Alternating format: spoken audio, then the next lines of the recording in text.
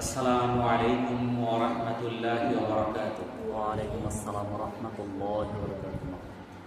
যদি কোনো আইনজীবী কোনো অপরাধী ব্যক্তিকে জেনে শুনে তাকে নিরপরাধ প্রমাণ করে, তাহলে সেই অপরাধী ব্যক্তি যেই পাপ কাজ করেছে সেই পাপ কাজের যে শাস্তি হবে, তাকে যে সেই কাজ থেকে বাঁচাইলো সেও সমান পাপের ভাগীদার হবে।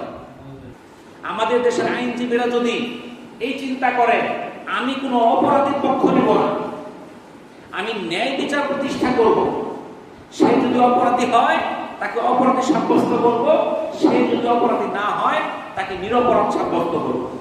কিন্তু কোন অপরাধীর পক্ষ নিয়ে কোন আইনজীবী যদি কোন অপরাধীকে বাঁচায় দেয়, তাকে হাসরের ময়দানে তাকে অপরাধী হিসেবে উঠানো হবে। এবং একজন আইনজীবী যদি জীবনে শত শত হাজার হাজার অপরাধীকে বাঁচায় থাকে, এই হাজার হাজার অপরাধের শাস্তি তার আমলনামায় সংযুক্ত হবে।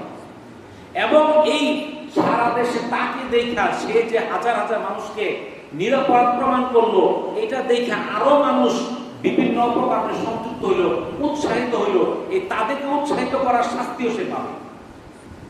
তাহলে এই কর্মগুলো যারা করতেছে তাদেরকে বিরত থাকা উচিত।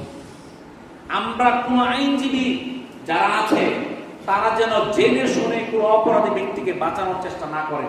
যদি আপনার আখিরাতের উপর বিশ্বাস থাকে, যদি আপনার হাসরের বিশ্বাস থাকে, বিজানে বিশ্বাস থাকে, যদি আল্লাহর উপর বিশ্বাস থাকে, কোন আইনজীবী যেন কোন অপরাধীর পক্ষ নিয়ে তাকে নিরপরাধ প্রমাণ না করে। ওয়া আখিরু দাওয়ানা আলহামদুলিল্লাহি রাব্বিল আলামিন। আসসালামু আলাইকুম ওয়া রাহমাতুল্লাহি ওয়া বারাকাতুহু।